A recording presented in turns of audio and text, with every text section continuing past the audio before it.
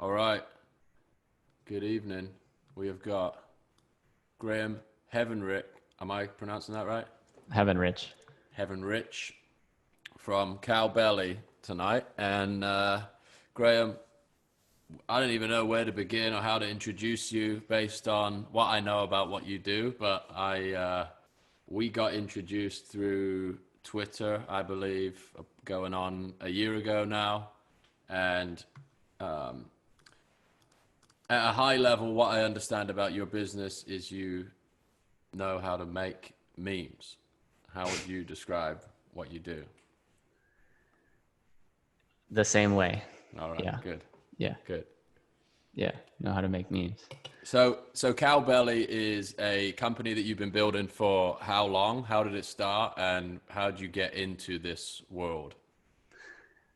So, yeah. So Cowbelly started in 2017 and it sprouted from me starting a YouTube channel, which is this one right here on the bottom. All right, And this was a YouTube channel that I started when I was overseas, um, living, trying to figure out how can I enter the market of YouTube. And basically, I tried some gaming stuff here and there. And then I figured out this system of basically curating content from across the web, being able to synthesize it into a video form and posting it on YouTube in a way that would have high watch retention, which is something that the algorithm likes when people watch YouTube videos for a long time. That's okay, what watch retention is. So basically, this format looks like um, an image and so like let's say there's a Twitter meme and you see a Twitter meme and it has one line of text, another line of text, and then a photo on the bottom. It would read the first line and then it would reveal the second line, and then the photo on the bottom, it would show the photo. So it would basically take a photo and split it into parts like a video, mm-hmm. and then someone would read that text. So this worked really, really well for the YouTube algorithm. It spawned an entire genre of content, and I was able to build my first channel off of this. And then when I got to college, I started Cowbelly Studios, which was basically me and my friends. And I basically broke the process of making the videos down into an assembly line process. And I said, you do the editing, you find the memes, and you make the audio for the Right. images. And so we built this second channel, which was has a good amount of views, like 700, 800 million. And this one's at around 400 million, even though I privated a lot of the videos. So that was how I was introduced to creating a company and having to oversee that process of creating an assembly line around something and getting people involved on a daily basis to create videos, was how I started Cowbelly. So why the second account? Just curious. So yeah, so I don't exactly know how. It was just like, I think at that time when I started the second channel, I was like, I kind of want to distance my brand from this content and I want to continue doing more personalized things with the Okay, first channel, the Cowbelly channel. And so I was like, how about we all make these videos on a second channel? got it. So I guess it was that feeling of wanting to start to branch out into different directions from the content that I was currently producing, or we were producing as a collective. And what year was this? You were doing this? This was my freshman year of college, so 20. The channel was formed the end of 2018. Okay. All right. Wow. And the speed at which that grew is astronomical, I'm assuming. And did you monetize the content directly? How do you think about that? Yeah. So with watch retention, YouTube's ad program allows you to insert ads into the videos. So I'm sure if you've ever watched a video that's more than 10 minutes long, you'll Right. see that, you're watching an ad maybe every 3 to 5 minutes. And basically what this form of content was good at doing was keeping people engaged while the process to actually make the video was very low in cost. So we could put ads on the videos, and that was how we monetized them. And yeah, I've never been one to, I mean, we've considered doing brand deals, but I've always preferred doing advertisements Got on it. YouTube. And so when you say watch retention, these are like compilations of Memes. ideas that span for memes, right? Yeah. That Yeah. like this annotation style is fascinating because you're baking in the reveal, right? It's like there's something about the way you drop the text on and the timing at which you introduce the image that keeps this like a mechanic that you've built in as opposed to like just Yeah. having interesting content. I think that's It, pretty fascinating. it mimics the like scrolling on Instagram. Like when Okay, you're yeah. scrolling on a photo, it mimics how you would actually perceive that photo in real time, and Got it it. Okay. narrates it for you. Oh, okay, fascinating. All right, well, let's keep going with the next. What happens after Cowbelly Studios? Yeah. So after Cowbelly Studios, we continued to grow this channel. And I actually, before I started even this channel down here, I actually started like my whole career on Vine, Mm, because I think short video has always been my real calling in a sense. yeah. And when I was on Vine, I started an account which was a penguin in Club Penguin, which is a game that a bunch of kids my age used to play. And I basically created skits around the penguins, saying things to one another in the game. And the skits were a little bit, what's the word? Inappropriate.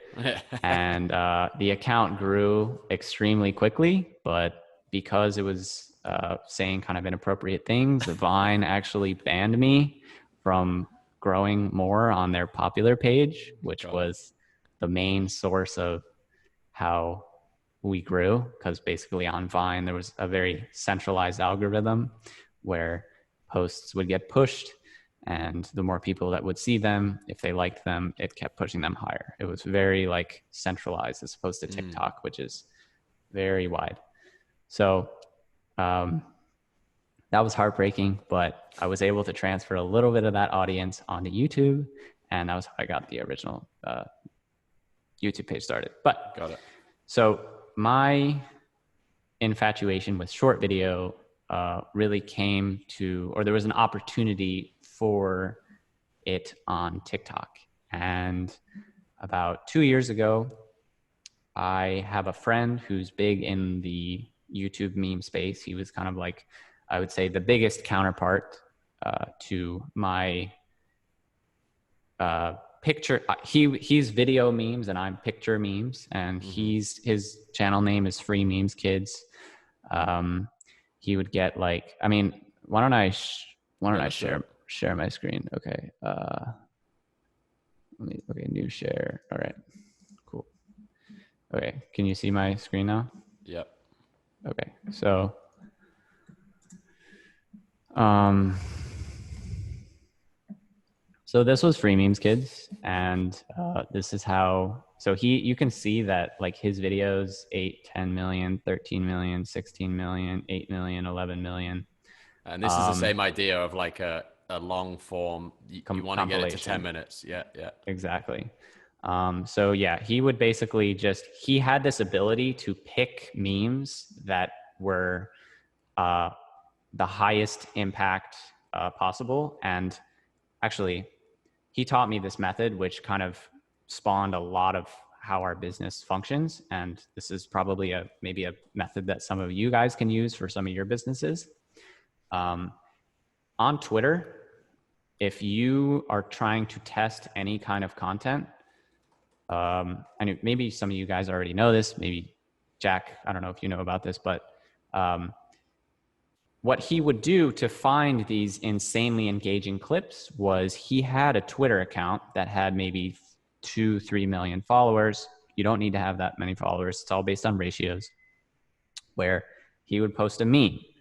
He would wait for the meme to get to 1,000 impressions or 10,000 impressions, and he would set a threshold for how many likes does this meme need to have, or how many retweets does this meme need to have at 10,000 impressions for me to include it. Because if it's at a 30% ratio, which would be 3,000 likes for 10,000 views, he knows that's a really, really good meme.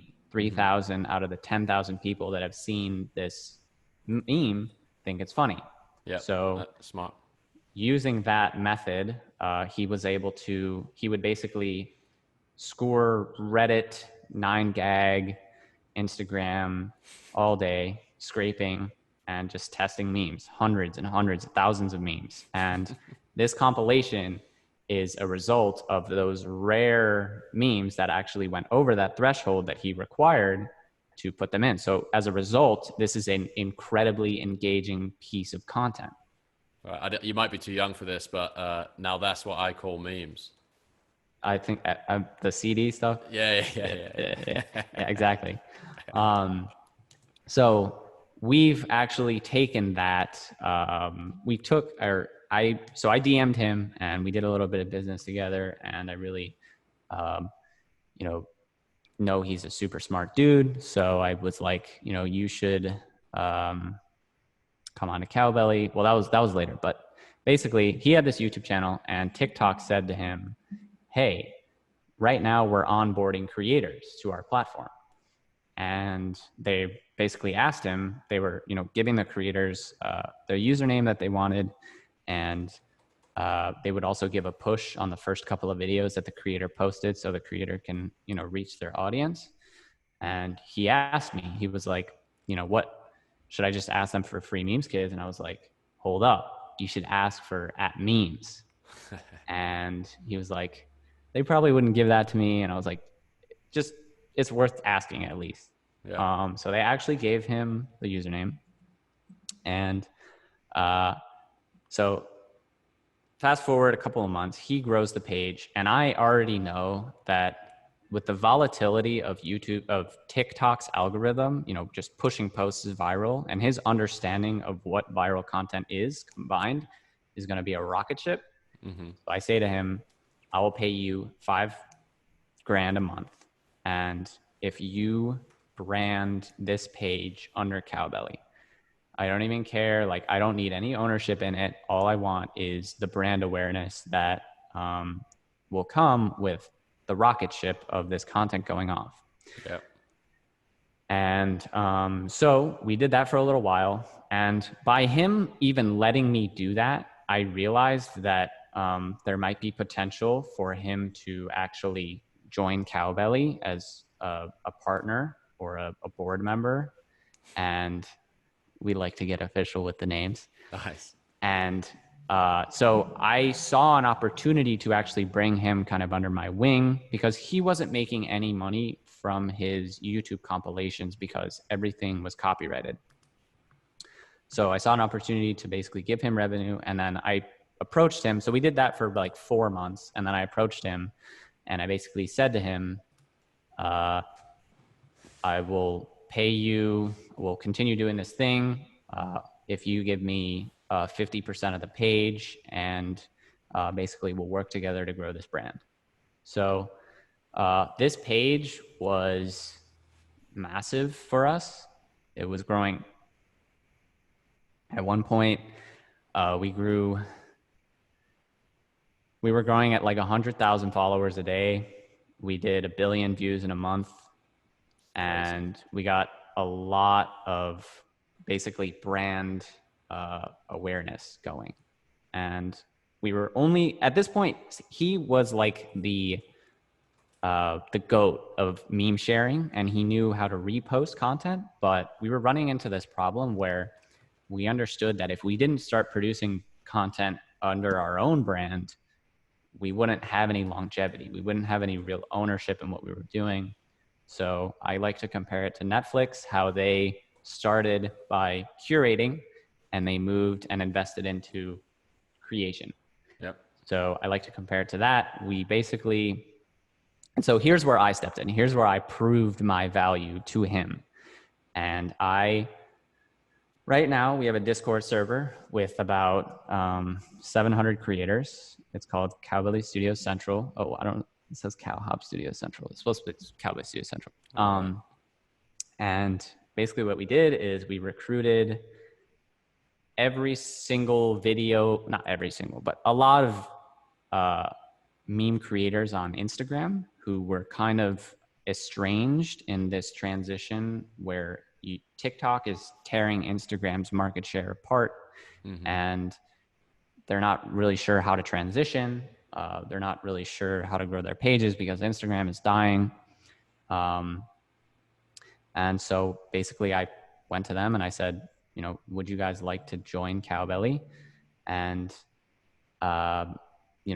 grow your brand within our brand and understand how to navigate this new world that's ruled by algorithms, and how to make your memes more realistic. And so that's been a tough transition, but it's been a necessary one to keep the brand alive. And we've been producing original content for the TikTok page. So from that, was that what you asked? Yeah, that makes sense. So so you're now sourcing all the material from this Discord channel. How does the like marketplace for new content work? You obviously you don't have 700 employees, right? No. So we actually partnered up with a company that does viral video licensing. They're called Collab. Great company. Nothing bad to say about them. They basically supply us with viral content that they've licensed from the web, and we take it and we memify it in a sense.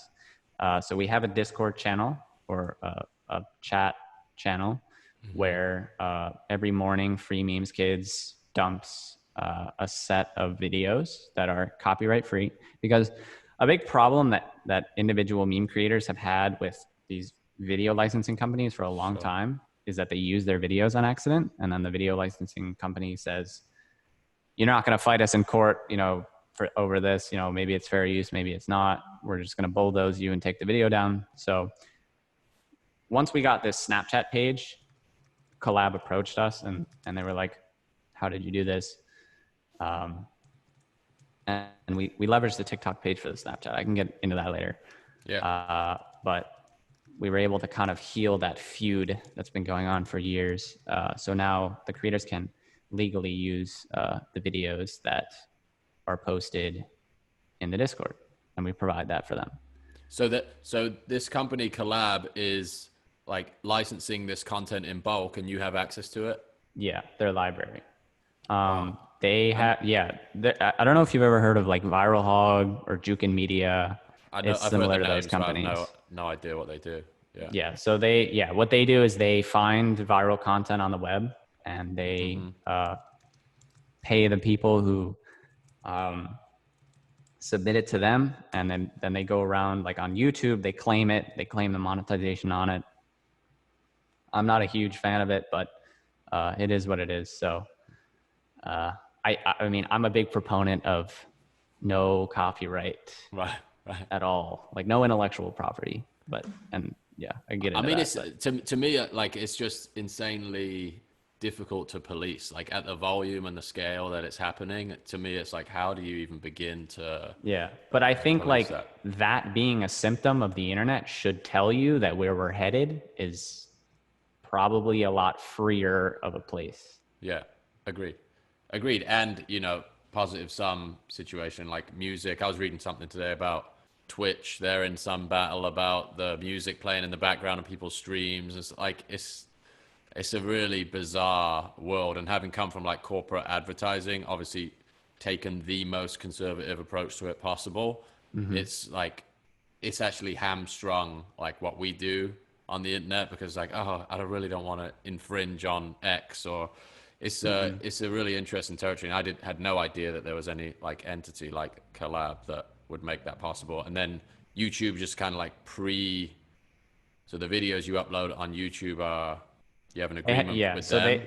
so YouTube was getting sued in like 2010, 2009, I think, by these big music companies because people were just re-uploading music onto YouTube for free.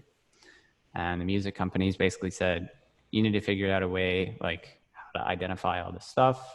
I think Viacom was one of the huge people that was like suing YouTube, and YouTube was like, okay, chill. And they came up with something called Content ID. Mm, And Content ID basically is there's a back end to it, and you can upload content.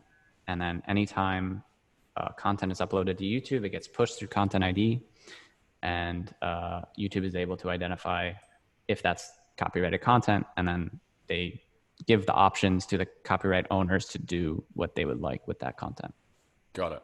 Okay, cool. So let's get the rest of the ecosystem broken down. So you're pumping stuff out on TikTok every day, YouTube every day. Like all of these channels are active, and you Mm-hmm. have contributors making content in the what, dozens a day, hundreds a Yeah, week. Yeah. it depends on like what kind of meme trends are going on. Um, because I want the memes in a sense to be cowbellified, or I want them to have a, like when you watch a meme, you can feel that it was made by a Cowbelly creator. Um, One, we do this through synchronizing the font that we use across Hmm. everything. That's Which is this this guy. font Yeah, right yeah, here. yeah, yeah. Nice. It's called New Wave. And whenever a creator uploads a meme, their watermark. So we require creators to watermark their content so it's not being stolen by people and reposted. Yeah. They have to use this New Wave font. So one, it credits them, but it also, Builds equity for you. subconsciously starts to do those trigger points. And you can see like with the M right here, with the C right here, uh, it's all like we keep it very the same all the time. Hmm. And so hopefully eventually whenever anybody sees the New Wave font, they'll be like, oh, that's Cowbelly, or in some way they understand that it's related. Another way that we do that is anything on the videos that's subtitled, we require to be in the New Wave font as well. So subtitles are actually a huge additive to short video. So I guess another tip, if you're publishing on TikTok and subtitles you think would work, you can get really, really creative with how subtitles function in videos, but just basic subtitles, like adding them to your videos, pushes your watch time through the roof. And watch time on TikTok is super, super important. So um, find ways to subtitle your videos. It's super useful for just penetrating the noise.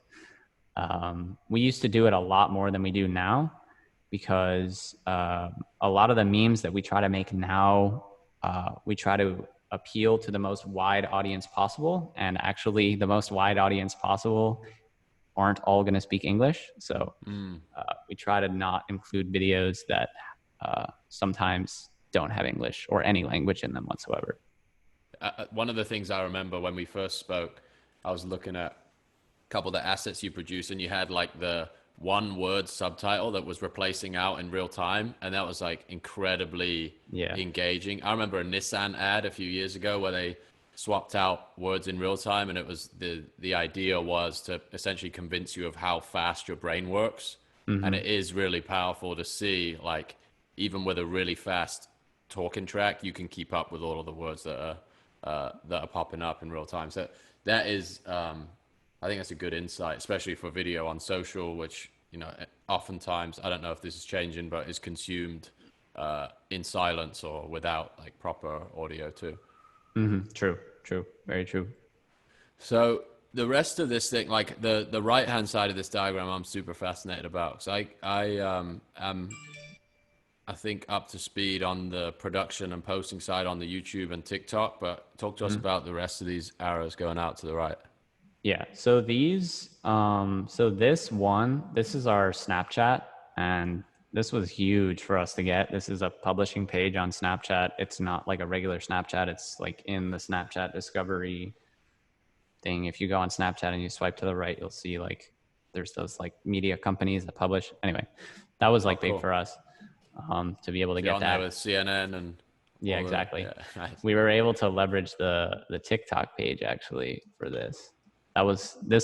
This made zero money until we were able to leverage it to the Snapchat. Anyway, Ah, um, so Discord, I think is way better than Slack in my opinion. I agree. Like, Yeah. oh, like, I mean, it has way more users. I think it's like Slack has a crazy high valuation and Discord has like a way lower valuation, but it has like a lot more users. Anyway, And it's free, right? yeah, everything's Yeah. free about Discord. Yeah.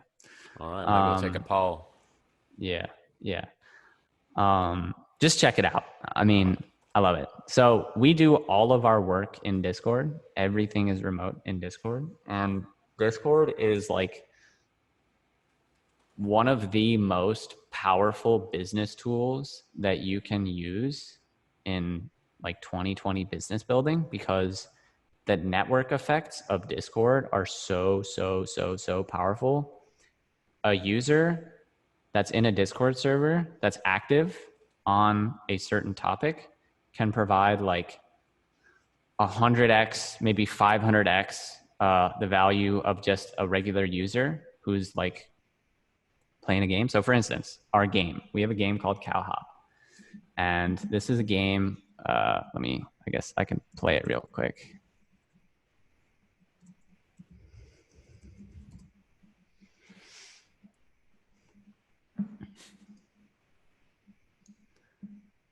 Okay, so yeah, there's like a little basic customization system here, and we plan to sell skins and stuff like that. But basically, it's a little single player game, and Cowbelly's over here, and he's jumping, and you can collect coins, and there's enemies and stuff like that. So this is a game that we're developing, and I don't even make it, but this is the Cowhop Discord, and basically we have so we Just have for the game. Just for the game, this thing.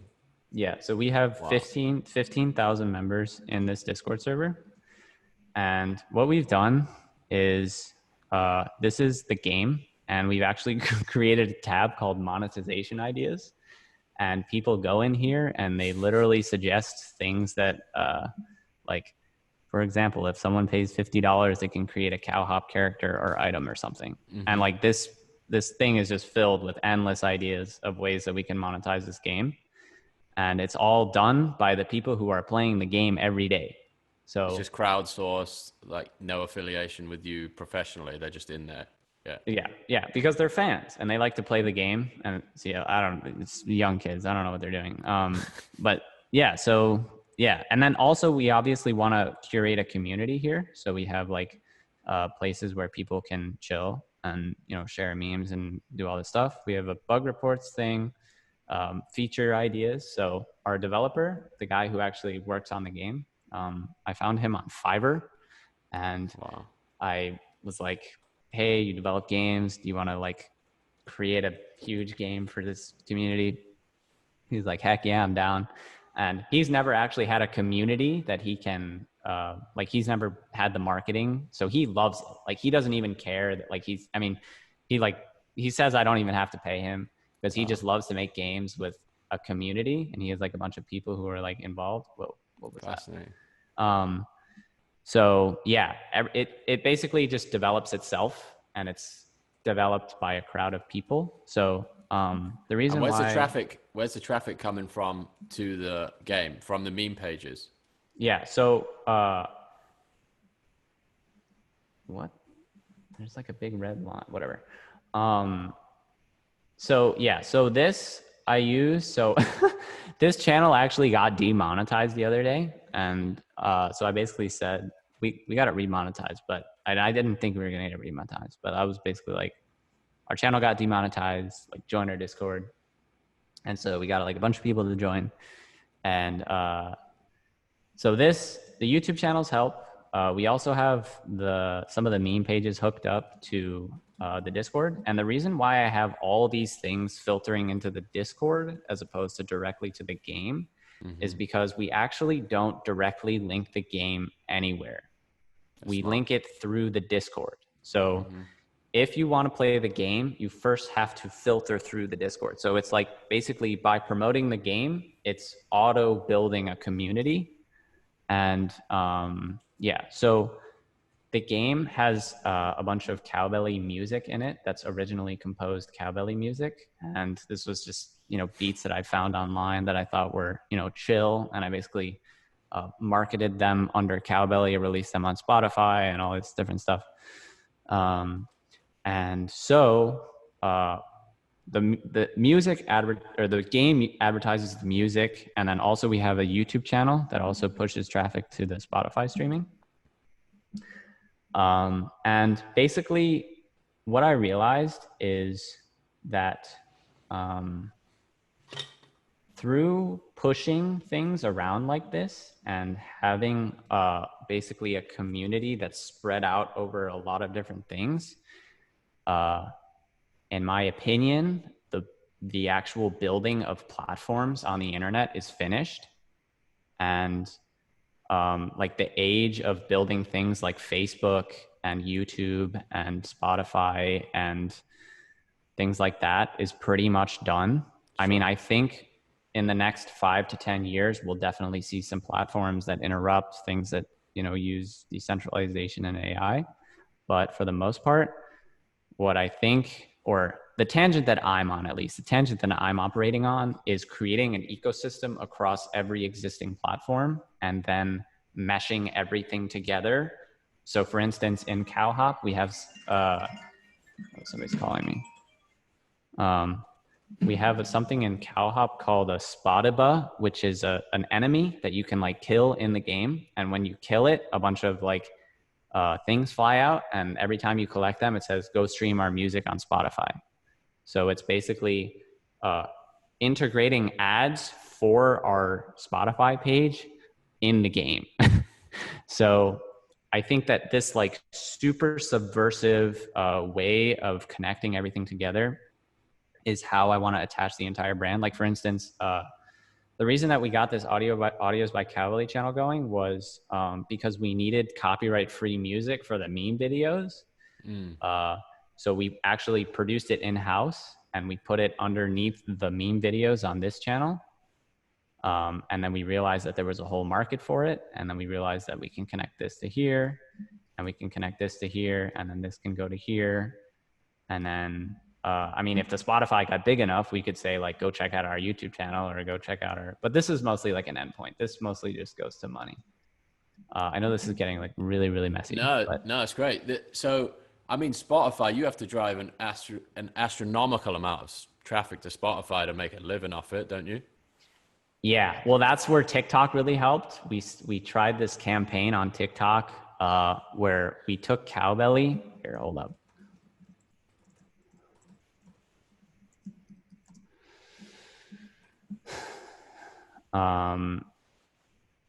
Let me find the post. Yeah, so this was, I don't know if you can hear the audio on this, but we basically got Cowbelly and we animated him into this like super like thing that would grab your attention. And we basically said, the song that you're listening to right now is a song that we're trying to market on TikTok. So if you use this sound, the top 10 sounds on this video will receive $100 in 7 days. And that actually like resulted in a good amount of traffic. The song, yeah, like almost 500,000 streams. So like, but also this was a hefty investment. Like I learned a lot about animation, and I learned a lot about like I didn't even know that you need a render farm. Like Disney has these massive warehouses that are like not miles long, but huge.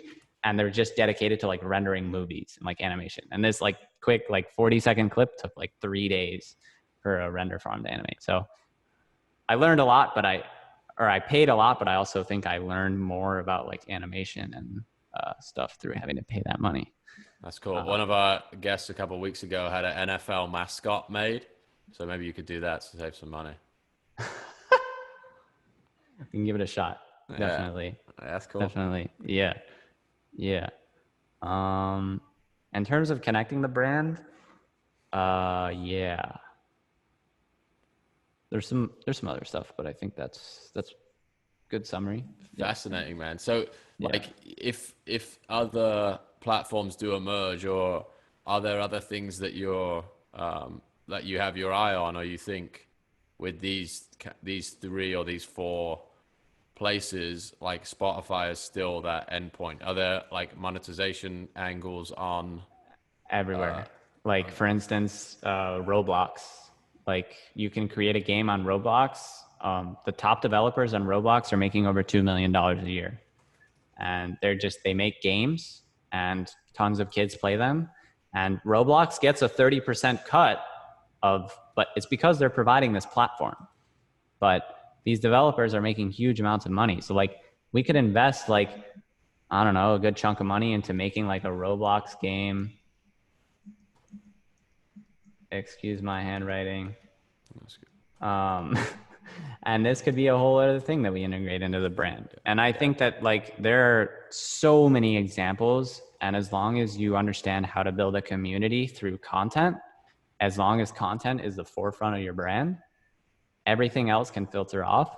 And I think like Cowbelly's main goal right now, actually, I'm going to contradict myself a little bit. I think like the final thing that Cowbelly is going to do is release a platform, but not until we've established a massive brand and done all the things on the media side. But like there are so many examples of like, it's not just social media. Like there's games, there's music, there's so many different ways that you can leverage your brand and get people, as long as you understand like how to success, like how to push people in a way that's tasteful and it doesn't feel forced. Yeah. And No, that's done by integrating. Go ahead. it's very elegant, the like it, there's no force in this ecosystem. And like I think the interesting thing about this world is it is like pure play entertainment too. So if the media itself is the product and it has this like entertainment value, then like it makes a ton of sense to put all of your energy into that media as it is the product. And I think, you know, to me, this is like, you know, bar stool level media brand. Do you think about it like that? Yeah. Yeah. I think Barstool is like, they know what they're doing. Like, absolutely. Like the gambling app that they released, they know their audience. I used the app and I was really surprised at how well made it is. Like, they know what they're doing. Oh yeah. Barstool is definitely like, um, I think that, yeah, I think we're just in a different field than Barstool. Yeah, for sure. And your audience is like aging into becoming spending Exactly. consumers, right? Yeah. You're Yeah, catching exactly. people at a place that's like just incredibly hard for brands and products to capture people because they're hello Yeah. fellow kids situation, right? Yeah. And that's why we don't like release products. That's why we haven't moved into the physical space yet, because and like we stay on like the most like I don't know even how to describe it, but like the lowest level of making money is I mean, I would like say it's ads, because you have to have so many just like amounts of impressions to like even make money with ads. So I would say we're at like the bottom level. And I would say the next step is digital products, like Visualize Value is doing. Um, but yeah, like, I mean, I think that our audience is just so young that none of the, like, if we were to move into these other tiers, the next tier would be like physical stuff. And the tier like between those two might be like Merch, an app, right? Right. stuff like that. So, but I think games are like, cause it's I just made this up on the spot, so maybe it's not like, you understand what I mean. Yeah, yeah. No, the game thing is like there are very few like media and content brands that have the like stickiness to launch a game that doesn't feel like it's purely promotionally driven, right? Like this is not a Yeah. marketing stunt. This is like another piece of our ecosystem. This is another place where the people who consume our content hang out, and like the Discord environment is a testament to that. The Discord Yeah. thing is really fascinating Mm-hmm. because you know 15,000 people that are like users of just this game, right? The Cowbelly Discord for the meme creation is a separate environment entirely, right? Mm-hmm. Yeah. Yeah. That's fascinating. Yeah, Yeah. and like I wouldn't think that the like market penetration of Discord was Oh yeah, it's huge. like It's everyone massive. uses Discord. I mean, everyone like who's in the meme sphere or the gaming sphere at least. And luckily that's like where we're aiming. So I think yeah, Discord is definitely really suited for Cowbelly purposes. I think Slack is probably more of like the like tech crowd. Yeah, Um, but yeah, I'd give Discord a shot. Like, yeah, it's yeah. cool, and it's got a little bit of different functionality too, right? You can have voice rooms and And you can launch all sorts of stream stuff. yourself. And so basically, what I do to get closer to my employees and create a culture with them is I go into a voice channel and I actually stream myself like I am now. And I talk with them and I, help them improve their memes. We talk about business. And you can get, 30, 40 people in there who are all talking about the business and what's happening in the future and product roadmap and all that stuff. So That's great. it's yeah, the way, like the fact that Discord understands that like they needed to, and also like screen sharing, like I'm doing on Zoom, you can do that in Discord like super, super easily. And like they just show me their screen and we make the memes in real time. So I just give them feedback in real time. It's like I don't even have to, it's like Discord is like bringing remote, but it's like making it so easy to be remote. Yeah, that's cool. Well, that's great. No, we'll definitely look at it. Cool. If anyone's got questions for Graham, drop them Yeah, in the yeah, chat, and we'll go absolutely. through them. We have a Yeah, would love couple. to. I think we answered the ecosystem question, the thought process behind an ecosystem. But Jeannie, if there's anything we missed out of that last section, then drop a clarifying question in. Yeah, we did. And Ali asks, would you say your competitive advantage is that you have a process to create viral content which has this agnostic distribution quality to it? What does agnostic mean? Like it doesn't matter where it goes. Um, Wait, can you repeat it? Sorry. So your competitive advantage as Cowbelly, would you describe that as your ability to produce content that like can be published on all these different platforms? Like, are there other people in this space? Do they think about it differently than you? How do you like think about maintaining your advantage? Yeah, I mean, I would say that I feel like people right now aren't focused on building on social media. I see this rhetoric all the time. It's like you're building castles on sand, you're building castles on other people's property. It's like everywhere you go on the internet, somebody is at the mercy of someone else. Like all of these services are ultimately at the mercy of ISPs, or Discord is at the mercy of Cloudflare. Like, I mean, anybody can take down anyone else. I think the guy who created the internet like decided that uh, he was gonna like let it be a free thing. Anyway, I don't understand that rhetoric, and I think that like these big platforms are looking for people to come and build. Like they really want people to come and build on their platforms. YouTube has something called the CMS, which is a content management system. And you can actually get like legal protection around what, I mean, actually, I shouldn't speak on that because I don't personally own one, but from what I've seen, like you can actually protect yourself from YouTube while you're on YouTube. So YouTube understands that like people need that like solidified understanding that they will stay on YouTube no matter what they do, barring like really, really terrible things. And I think that goes for like almost any service. Like anything that's illegal gets taken down. Like the FBI takes down websites. Like it's not like again, like that points to the fact that like not like everything can be taken down. So I think the fact that we're looking at it like we want to build on top of this stuff, like the infrastructure is there and there's so much of it that why not build on top of it? And I think the fact that we're looking at it that way and producing content through that lens makes it so, yes, we're making content for any social media. And the fact that we're making content for every social media is only relevant now because TikTok has shown the world that short video like is a thing. So all these other platforms are starting to scramble and pivot toward being able to support short content. That's one of the reasons why Memes by Cowbelly was able to do 100 million views in 50 days. We just understood that YouTube is going to start pivoting their algorithm to short content. So we started offloading the highest analytic tested stuff that we had done on TikTok to YouTube.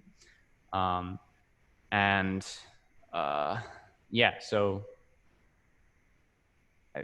that's a good answer. That's a good answer. Okay. So one question from Greg says, would you ever raise venture capital? If so, why or why not?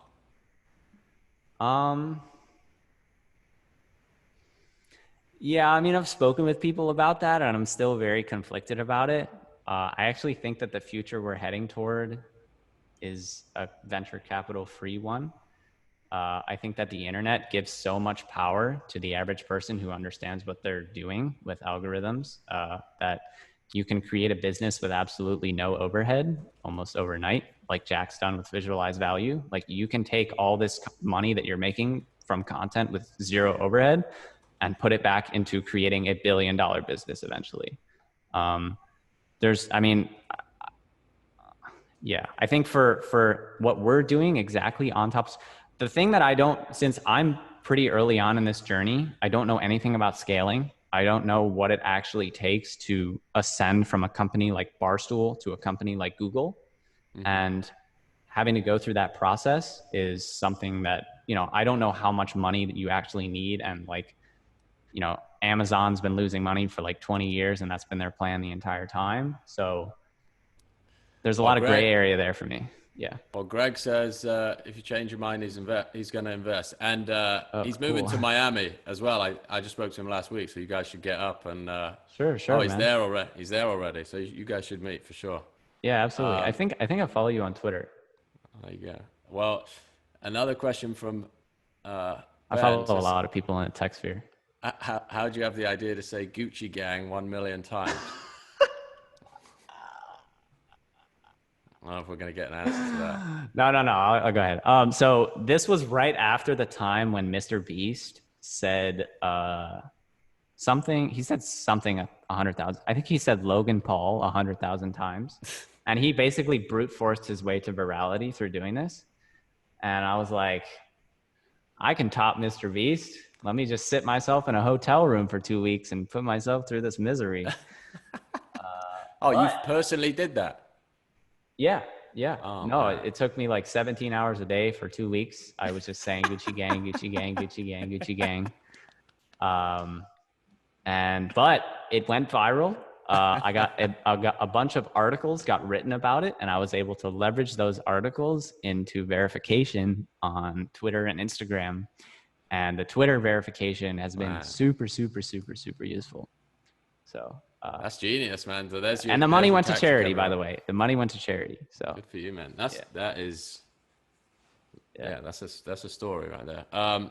Brian's got a question about how should people think about college? People of college age. What do you think about college, Graham? Yeah, I think college is a scam. Well, I was predicting an answer along those lines. Yeah, I think that like with the amount of leverage that the internet provides, don't waste your time trying to like study a field that, like the internet literally can algorithmically guide you through whatever you're passionate about and the learning process, as long as like you understand what you're passionate about. Like, okay, I think the exception is like if you're looking to experience the social aspect of college, and I think what colleges will start doing in the future is start to pivot toward providing a more social experience and like going through like meeting new people, the equivalent to like joining a fraternity, maybe not quite like joining a fraternity, but like going to parties, being in a place where there's a bunch of other people and like being able to socialize that way. But like, I think focusing on the education aspect of it, the internet just wins in every category against college. All right. Daniel, I think you spoke a little bit about this, your how you got brand awareness early on. So you spoke about the format of Cowbelly on YouTube, which was video or watch retention as a mechanic. Is that all there is to it, or how else did you think about that early on? Yeah, YouTube is just get people to click and get them to watch for a long time. I feel like people really overcomplicate what YouTube is. Mm-hmm. And it's literally just get people to click and get them to watch for a long time. Make sure that you're delivering on your promises. And through delivering of the promises, you'll be able to build a brand, retain people who will keep coming back. In terms of like thumbnails and titles, if you want like super basic stuff, make sure that like the most impactful keywords are in the beginning of the title. So if you have a video where you're giving away $10,000, make sure that $10,000 is the very first thing, and then rephrase the title around it. Go ahead. Can you pull up your YouTube like video list or something to put context to this? Yeah. I'm trying to think what a good example would be. Yeah. So this channel is actually because I was watching this earlier, man. I was crying. Yeah. Thank you. Yeah. This is a different. Okay. Yeah, this is complicated because this is a much different approach to a channel. I'm trying to think like what would be a good example of this is fascinating to me though, because these are like look at that, 12 seconds, 6 seconds, 5 seconds. Yeah. It's like it's like the antithesis of YouTube, it feels like, when you're watching it. Yeah. Yeah. Well, as I was like, YouTube is starting to pivot towards short video, because TikTok is just ripping their market share apart of just general like awareness and people watching stuff on the platform. And, you know, through our like experience on TikTok, we were able to build a lot of learning about what makes short video like perform well. YouTube has actually implemented something called Shorts on the platform. So this is like, let me see, like the majority of the views. No, wait, this is not what I'm looking for. Actually, wait, yeah, I can just go to this one. Yeah, so like, oh, also there's no monetization involved with this. So this video has 38 million views and it's made $55. But you can see the majority of the traffic on this video has come from Shorts. Is that an app, or is that like a web, like yeah, a different so section of YouTube? When you're on mobile on YouTube and you're scrolling through the videos, there's actually a section of videos that are like shorts. Got it. And yeah, so this is like, we're basically taking advantage of the fact that YouTube is trying to compete with TikTok.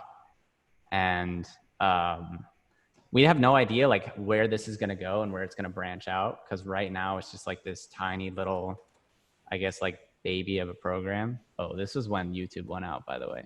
Yeah. That was nuts. Yeah.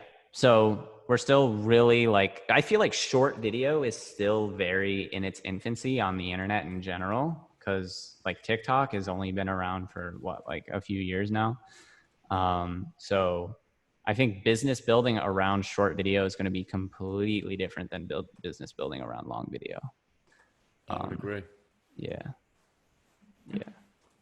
Awesome, man. Well, thanks for it was a masterclass. Yeah, for sure. Anytime. Appreciate it, mate. All right. Well, I think where can people find you, Graham? Twitter, Cowbelly TV, right? Yeah, my Twitter is at Cowbelly TV. My Instagram is just at Graham. And here are my other social media right here on the screen. At Graham. How was that? Did at Graham come from the Gucci Gang stunt? Or you already had that and you just got the check? Actually, no. That username cost me $20,000. No. Nice. And but I think Instagram, it was a good investment. I mean, it's proved to be a good investment over time Sure. because Instagram is pivoting toward being like a messaging platform. A lot of what Instagram is just messaging. And I've been able to get into like really, really, really good potential business DMs just because they see that like very clean name with a check That's mark next legit. to it and they respond. So it's been like in terms of the business that I've been able to do because I purchased the name. I hope nobody from Instagram is watching right now because technically you're not supposed to purchase I think usernames. you'll be all right. But yeah, the business that I've done has actually like overshadowed how much I had to pay. So yeah, it's been a good investment. Awesome, man. Well, thank you, Graham. Appreciate it. Yeah, thank you so much for having me. Yeah, Everybody bump up those subscribers by another couple dozen. And thank we you. appreciate it, man. All right. Thanks so much. Have a good one, guys. See you shortly. Bye bye. Bye.